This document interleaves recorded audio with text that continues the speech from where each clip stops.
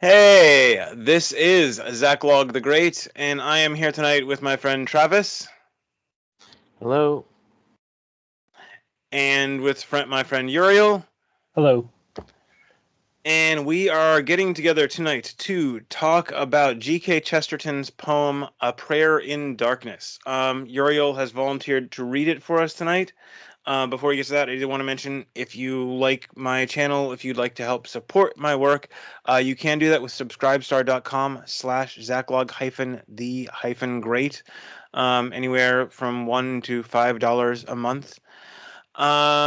And having said that, let me get the poem up, and Uriel can read it for us. So there we go. Let me know when you guys have it. Mm-hmm.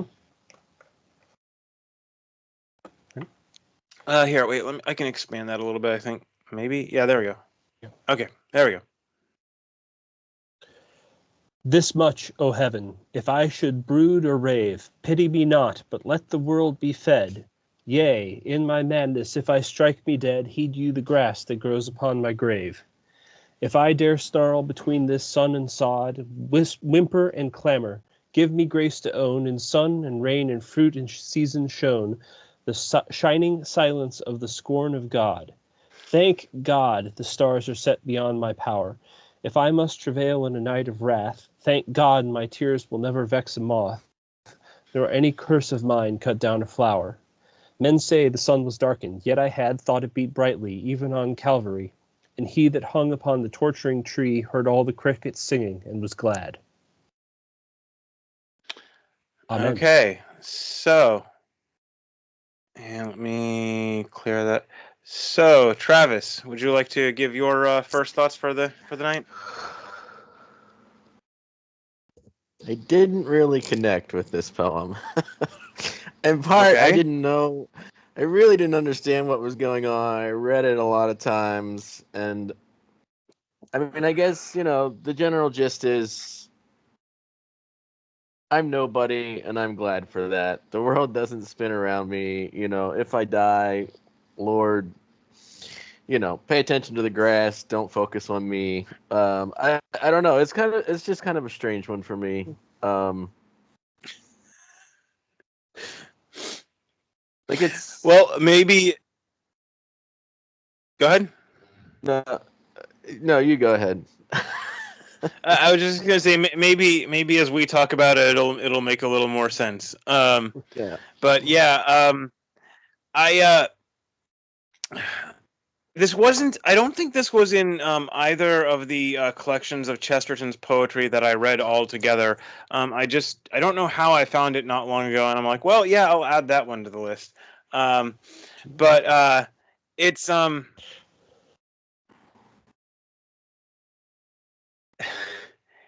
it's really impressive to me because only G.K. Chesterton could write two poems more or less about suicide, and they're both basically optimistic. And that's kind of interesting. How about you, Uriel? Okay, well, I really think that we got to take a step back here and talk about how G.K. Chesterton viewed suicide. And fortunately, in Orthodoxy, he is like a whole segment devoted to how he views suicide and why suicide is a problem, particularly for Christians. And in this segment of Orthodoxy, it's Orthodoxy chapter 5. He's talking about the world and paganism and Christianity, and he talks even about the proposals that were going on then for, as he calls them, penny in the slot suicide machines, like you would see in Brave New World, or we see now with the Swiss, gas them to death and then kill them suicide machines. But he says that suicide is the worst sin because suicide says there is nothing in the world that is worth living for. And there's nothing in the world that is worth anything. He says that suicide is the capital sin, in his view, because the man who commits suicide doesn't want to destroy himself. He wants to destroy the world. Now, I don't necessarily agree with him, but I would agree that at least some suicides would probably have to be classified that way. And you certainly get people in a spiritual state where they want to destroy the world. And honestly, we could talk about how the modern liberal, as in freedom oriented phenomenon is really an expression of this. But from this perspective, you can really see why he put this in the poem. What he's saying is, in this poem is, yeah, even if I kill myself, the world is good. Let the world keep going on. Even if I were to commit this horrible, awful, evil crime, I don't want to kill the world. The world is fundamentally good. So it's an inverse of what he's talking about. Why he believes suicide's suicide. Yeah, and this actually, when I was thinking about getting ready with this for tonight, it reminded me a little bit of, in different ways, two W.H. Auden poems, because there's which I also did both of them, I think. There's for the channel, there's Musée des Beaux-Arts, and it's interesting because Auden is kind of saying the same thing, but it's like he has a kind of cynical tone about it. And when people are suffering, when you are suffering, everyone else is going about their business. And it has to be that way, for one thing. And also, G.K. Chesterton is saying, yes, and that's good. I'm glad that my mood, that me having a bad day does not have to make others have a bad day. And if there was a way I could make it so that my bad day didn't affect anyone else, that would be even better yet. And no curse of mine will ever vex a moth. Although sadly, curses of ours can vex the people around us. Like some people in this house were probably a little upset with me just a little bit ago when I was frustrated with something else. Not nearly to this, not nearly to the degree discussed in this poem, but still. Yeah, snarl. That would probably fit my recent. But yeah. Also, shining silence. That's a tough one to get right on while you're trying to keep rolling. Yeah. I'm actually just thinking back on this. We see a lot, especially when we're ill, or unwell or in pain or whatever. We tend to get snappish, right? Most of us. Some people, pain brings out the best in them. Most people, though, including myself, it really doesn't. And I'm not going to say that it's the same in degree or even in all its kind, but it is of a kind of the same thing, right? Because you are suffering, it's being reflected onto the outside world, whether with at least a certain degree of your own will and certainly with your cooperation, because you are vexed and therefore you try to vex the world.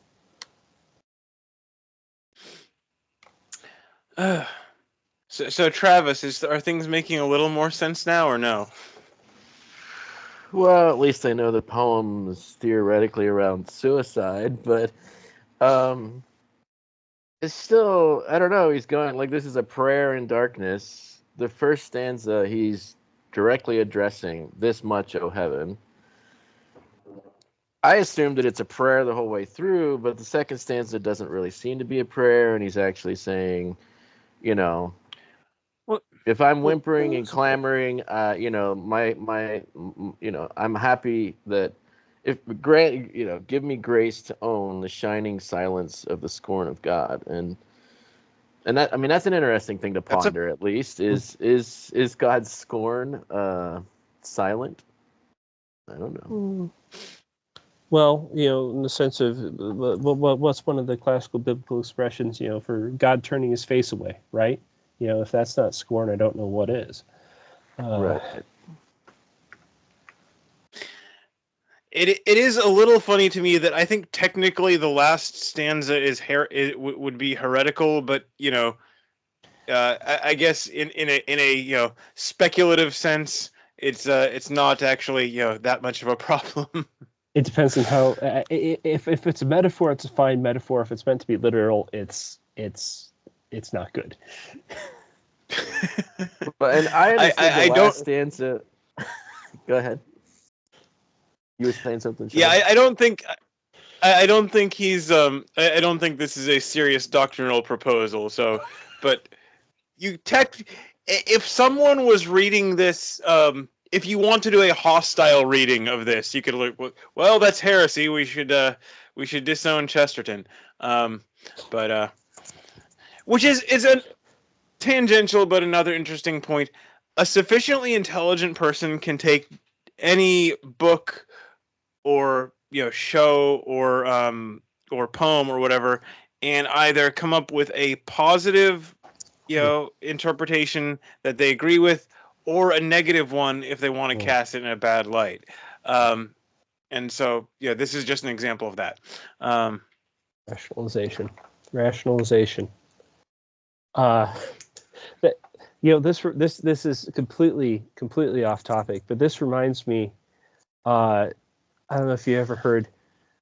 One of the things that came up when I was doing little independent looking into the great world darkness that's supposed to have happened at Cavalry is an old Irish poem, or rather a segment of, I believe, the Ulster cycle called The Death of King Conor MacNessa. And basically, King Conor MacNessa was the king of Ulster, and he got hit when he was in battle with a mace, and it lodged in his skull. So he could no longer go fight. He couldn't have high temper. He couldn't be around women. He couldn't drink alcohol, and it was making him really, really miserable. But this happened at the same time as the Great World Darkness, and then he was terrified at the world darkness that happened at the crucifixion, and he went and he asked his druids, well, what happened? And they said, well, the great king of the world appointed by God came to the people God had chosen, and they killed him. And he just got absolutely incensed. He's like, those malefactors, I will kill them all. And he took a sword and he started swinging at trees. If I was there, I would strike them all down dead right now. And then the mace ball burst from his brain and he died. So that's a way to go. Yeah, just thinking about destroying the world and cavalry, and it just sprang to mind here. So, what was what's the name of the guy who had the spike, the rail spike through his head? Oh yeah, I don't know and that lived story. for like yeah. I think it was Gage, which is kind of ironic. Anyway, but as the saying is here, to get back to the poem, to take this out of poetic form and to make this a simple prayer. He's saying, God, when I'm in a bad mood, when I'm angry, when I want to just tear things down, cut me off, ignore me, okay? Let me get back to myself. And thank you, God, by the way, that my anger can do almost nothing to the world. Yeah. And so, to translate this into, ordinary English as much as possible, I think that would be one way to put it. But I think even there is a certain sense in which you could take this as even further than that and say, this is a guy in the dark night of the soul where he legitimately doesn't see anything good in anything, and he wants to kill himself. And he nonetheless has the grace to say a prayer asking for the grace, not necessarily even to overcome this, but thanking God that he can only really harm himself and praying that that might always be the case. So it's a cry of despair that nonetheless has grace inside of it. A prayer like, God have mercy on me, but, thy will be done, thy justice be done, right? In a similar way.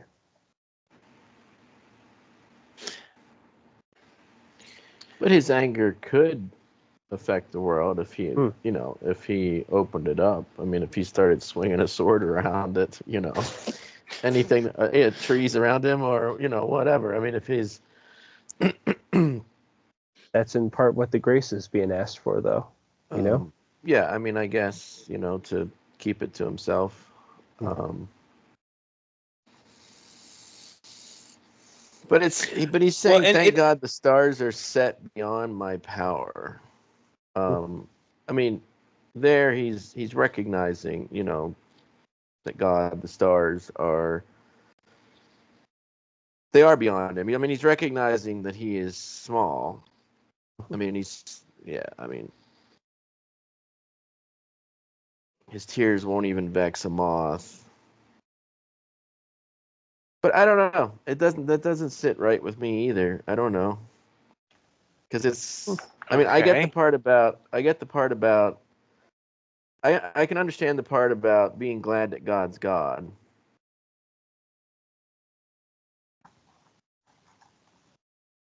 But I guess, yeah, I mean, if he is travailing, even whatever his travailing might look like, he's grateful that it's not hurting anyone else. So I guess that makes sense. This actually a little bit reminds me of, and I don't know where this is. I should have seen if I could find the source. There's an essay of his where Chesterton talks about the Shakespeare's Hamlet, and he says, people say that it's this pessimism, and that is right by the microphone. Oh, sorry. And people people say it's this terrible pessimism, and he's like, they're not paying attention. Here, wait. Let's see. Hamlet. I have of late, but wherefore I know not, lost all my mirth, forgone all custom of exercises, and indeed it goes so heavily with my disposition that this goodly frame, the earth, seems to me a sterile promontory, this most excellent canopy, the air, look you, this brave or hanging from it, this majestical roof, fretted with golden fire, why appeareth nothing to me but a foul and pestilent congregation of vapors. And goes on a little bit from there, and he's like, and people read this and say it's some kind of expression of pessimism, and he's like, no, it is optimistic, it is happy about the world, because he's saying there is goodness out there, there's something wrong with me that I'm not seeing it. And that is saying the world is good, I have a problem. And he's a little bit saying the same thing with this poem. That's a sane way to look at the world and address your problems in it. Yeah. I think that's something that we should really look at with this. I don't think Chesterton is 100% right about suicide. I mean, I'm sure there are some suicides that are like that. but I think a lot of suicides have different causation. Symbolically, like he says, symbolically in Orthodoxy, he's right about what suicide means, but not necessarily about the causes. But there are a lot of people who either have this attitude or are headed towards this attitude towards the world. And there's no greater culprit with this, I think, than this modern worship of liberty, because that inevitably ends in people hating God because they aren't God, and hating the world because they aren't God, and hating themselves because they aren't God, and they hate everything and they just want to destroy everything. If you ever read this smart heretic called Bruce Charlton, he calls it Seraphic evil as opposed to Ahrimanic evil. Ahrimanic evil being this sort of bureaucratic, totalitarian dystopia that we live in, and Seraphic meaning they just want to burn it all down. I mean, can you look at all these Antifa people and say they don't just want to burn it all down? Do they have any sort of vision for what they actually want? They don't. They don't. And they may be lying to themselves about some things or other things, but really what they really want in their hearts, and what a lot of people who are not courageous enough to get out and actually burn things down, what they want in their hearts is for everything to burn down and to cease to exist. It's evil. Yeah, and it's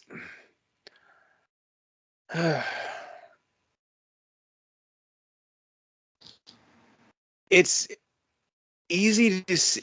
I can understand how people end up there these days, because, like, okay, in one form or another, however, life has pain and suffering in all kinds of ways, and like, if you don't have a way of seeing the world, if you don't have some kind of meaning that lets you take that and and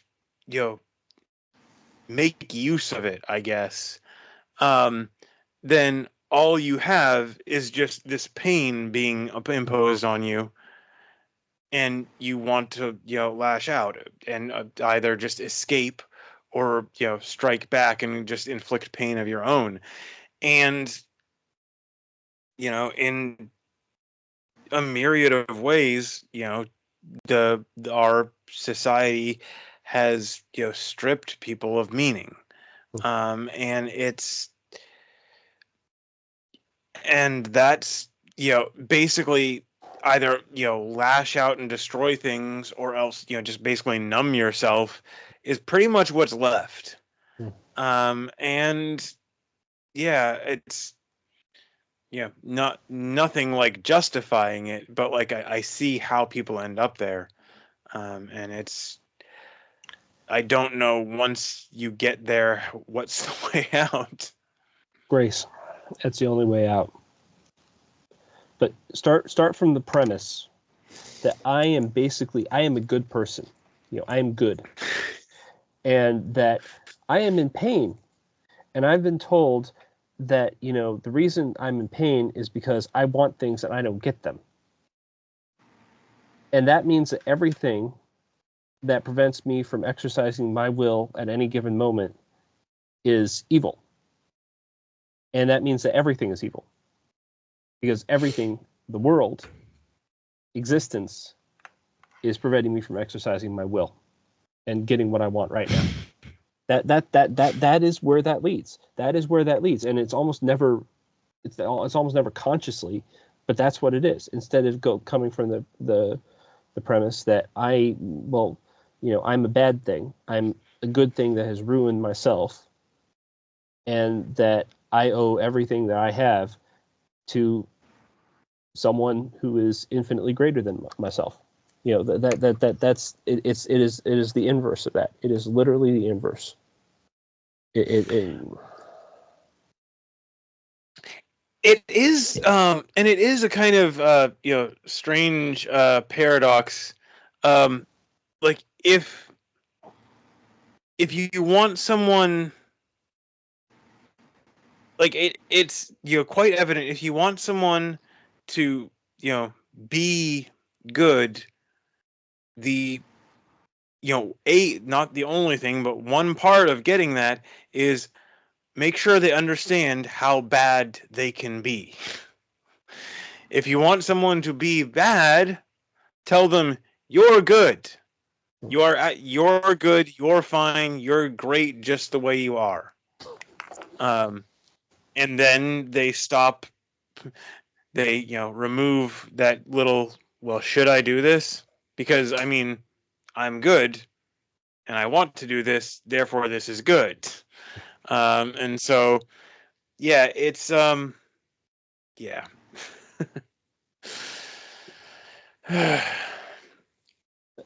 Honestly, there are 7 answers to the problem of pain. Gnosticism is one of them, and it's the worst, even worse than Buddhism, which is terrible.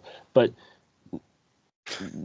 we are living through the triumph of Gnosticism, that what we call the triumph of modernism right now. We've gone from having the best possible way to deal with the world and with pain, regardless of whether it's true or not. And I 100% believe it's true. I think that in fact that the fact that it is fitted is evidence for the truthfulness of Christianity. We've gone from the best possible way of dealing with pain in the world in the way that makes people happy and joyful, even in the face of death, to the way that has burned down so much and is continuing to try to burn things down until the world is destroyed. Because that is the end promise of Gnosticism. If you burn everything down, magically everything will be perfect after that.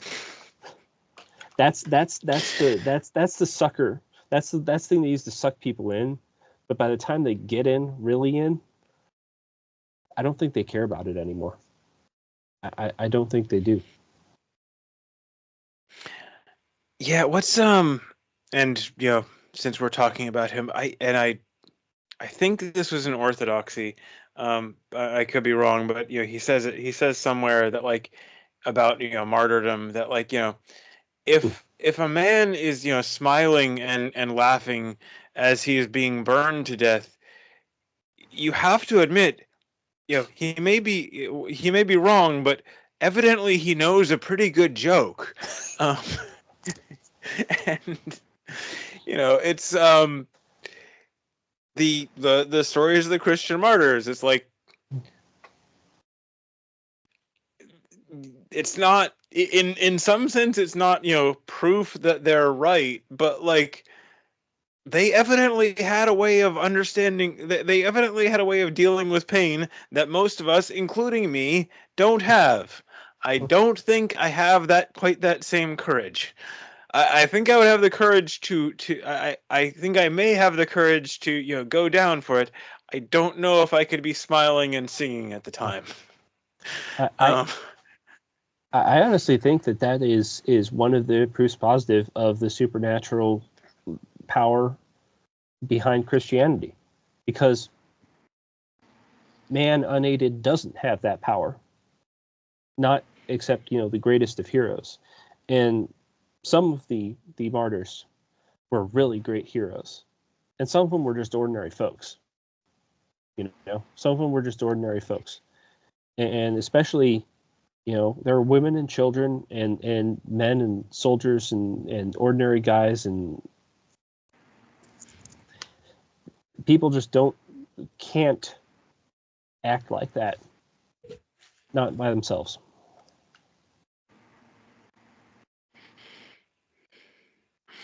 So how about you, Travis? Got anything else? Got anything else yet? Well, I'm just looking at the last stanza, and I think maybe I'm getting it. Like he's saying, sort of how he's saying in the rest of it. My view of the world, doesn't affect the world, and he's saying, everyone else saw the sky darken on Calvary, but Jesus, it was actually shining, and it was just people saw that it was dark. But he's hanging on the tree, and he's listening to the crickets singing, and is glad about the fact that this is a good world, and this is only, the place that he's at, I guess, would be potential reading of that. I don't know, how far off am I? It sounds about right. Close. It's the another way of looking, another kind of angle on that is kind of I think Tolkien, again, somewhere in the Lord of the Rings, and he says the shadow is this evil over the world is only a passing thing, and Jesus knew, yes, it is real, it is powerful, but it's not forever, and it's not everything, and the world is turned from what it should be, but it's not completely broken. This is the valley of the shadow of death, and it's surrounded on two sides by shining mountains. Right, the world was made to be good. It was ruined, but it was made to be good, and now we have to pass through this valley of death. But the world that's going to be made after is going to be even better. So this is an important interlude, but it's an interlude. It's not the real thing. This is if we want to go to C.S. Lewis, this is what he called the Shadowlands, right? Just the shadows of the real things. I don't know if that's actually necessarily correct, but I think it's a good metaphor. It's platonic, but it's a good metaphor.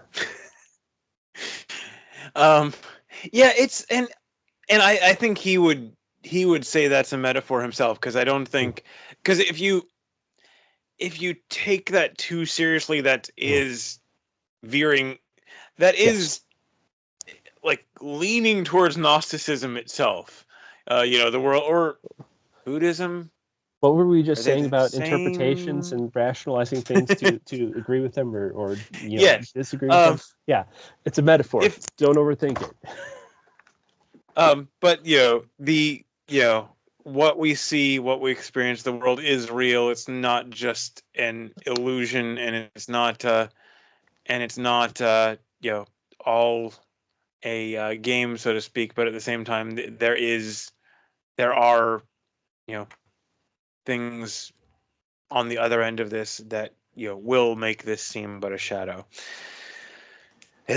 Anyway, it's not just a shadow, but it is a shadow. It's not just a game, but it is a game. It's not just a joke, but it is a joke. It is, as long as you don't say it is this and nothing else, right? But it is all those things. Those aren't the most important things. Even on your world, that is not what stars are, but what they are made of. Yes.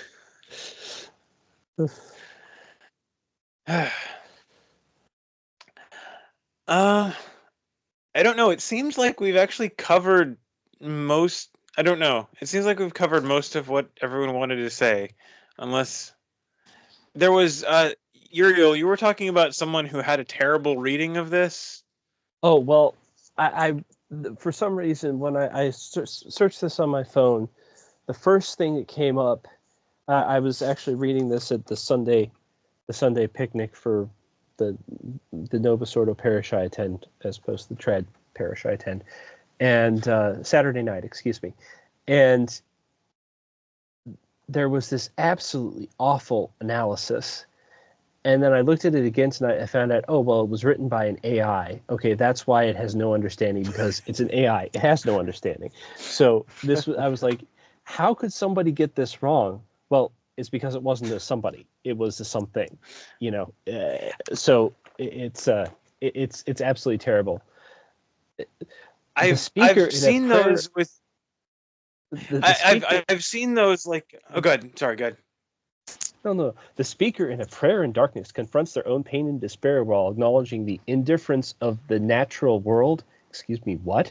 They plead with God to spare the world from their suffering, and to grant them the grace to recognize the divine presence in nature. What? Despite their anguish, they ultimately find solace in the belief that God's love extends even to the darkest moments of life. No, this is just, this is the mechanical parroting, phrases it's been taught that roughly fit what it thinks it matches in there.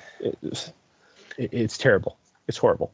Yeah, it's I've seen AI summaries with various things, and it's my general view is like they can sometimes be useful, but you shouldn't trust them much.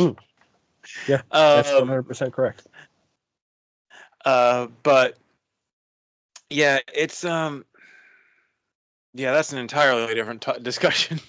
Now that would be, oh gosh, I would love to hear, love to read a Chesterton rant on the subject of like AI generated like stories and pictures. Somebody wrote a fake Chesterton That on AI, and it's good enough that you I'll see if I can find it. It's good enough that you can read it, and it's like, wait, this isn't Chesterton.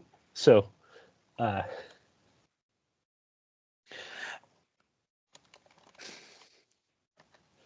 sorry, go ahead. but yeah, it's especially interesting to me because like as someone who has fairly not really much skill in terms of visual arts, I have fiddled around with the like drawing AI a fair bit, because it's doing something I can't do. The text AI is doing something I can do, probably better than the text AI. Yeah, not probably, but better than the text AI. But the drawing ones are doing something I can't do, and yeah, it would be interesting seeing his take on those. Um, I have I have heard a couple of people say, and I don't know. I can't say they're entirely wrong, that we may be fiddling around with demons on the other end of some of those. They're too I'm stupid like, to be demons. They're too stupid to be demons. I mean, could demons possess a computer? I don't know, probably, but I don't think that it. No, this is people again demonizing that which they don't understand. It's a mechanical parrot. It's a very, very sophisticated mechanical parrot, but it's a mechanical parrot. so what did you find what you were looking for? Or? Yeah, I did. Do you want me to? Okay. Do you want me to send it to you guys? Sure. Give us a little bit. Hang on here. Or do you ask it a question, or what's the setup? I'll just send it to you guys, and if you think it's worthwhile, you can post something on it. But it's good. It's good. Okay. Well, I think we've said what we have to say about the poem itself tonight. So, Travis, do you have any last thoughts on this? Yeah, I still don't like it, even though I now have a better understanding of it. I guess that's all I have to say. Okay. Uriel, how about you? Chesterton from the Ballad of the White Horse. Ere the sad gods that made your gods saw their sad sunrise pass, the white horse of the white horse vale that you have left to darken and fail was cut out of the grass. Therefore your end is on you and all your kings, not for a fire in Ely fen, not that your gods are 9 or 10, but because it is only Christian men guard even heathen things. For our God hath blessed creation, calling it good. I know what spirit with whom you blindly band hath blessed destruction with his hand. Yet by God's death the stars shall stand and the small apples grow.